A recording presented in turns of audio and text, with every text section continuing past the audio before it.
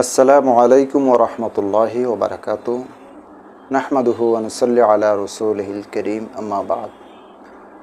দূরের কাছের দেশের প্রবাসীর যারা যেখান থেকে মুহূর্তে আমাদের রমাদানের বিশেষ পর্ব দেখছেন, আপনাদেরকে অসংখ্য ধন্যবাদ।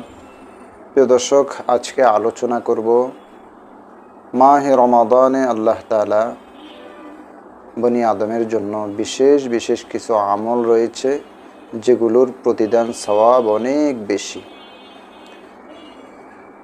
এই আমলগুলো যদি কেউ রমাদানে করে তাহলে তার সওয়াব আরও অনেক গুণ বেড়ে যাবে। মাহে রমাদানে গুরুত্বপূর্ণ একটি আমল হলো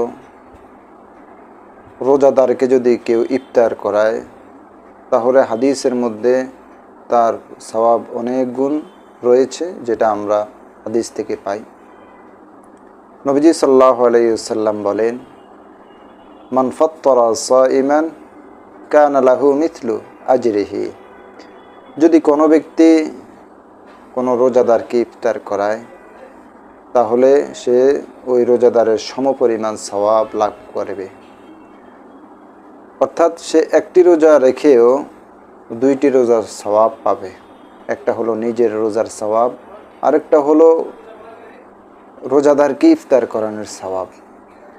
হাদিসের মধ্যে যে ব্যক্তি ইফতার করিয়েছে সে যেন এটা মনে না করে যে ওই রোজাদারের সওয়াব থেকে কর্তন করে তাকে সওয়াব প্রদান করা হবে।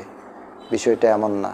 হাদিসের মধ্যে নবীজি সুস্পষ্ট আকারে বলেই দিয়েছেন, লা ইয়ানকুসু সাইম, অর্থাৎ রোজাদারের সওয়াব থেকে লা ইয়ানকুসু শাইআন, কোনো ধরনের কমতি করা হবে না, কর্তন করা হবে না। রোজাদারের সওয়াব থেকে পূর্ণাঙ্গ একটি রোজার সওয়াব প্রদান করা হবে। তো এই ফজিলত শোনার পরে সাহাবায়ে কেরাম প্রশ্ন করলেন, ইয়া রাসূলুল্লাহ,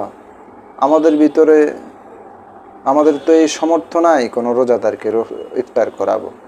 তখন নবীজি সাল্লাল্লাহু আলাইহি সাল্লাম বলেন যে একটি খেজুর হোক কিংবা এক ডোক পানি হোক অথবা এক চুমুক দুধ হোক, যদি কোনো রোজাদারকে কেউ আহার করায়, ইফতার করায়, তাহলেও সে ওই রোজাদারের সমপরিমাণ সওয়াব লাভ করবে। মাহে রমাদানে এই গুরুত্বপূর্ণ আমলটা আমরা প্রত্যেকেই করতে পারি, কারণ নবীজি সাল্লাল্লাহু আলাইহি সাল্লাম তার হার নির্ধারণ করে দিয়েছেন যে আহামরি কোনো কিছু দেওয়ার মাধ্যমে এই ফজিলত পাবে, বিষয়টা এমন নয়।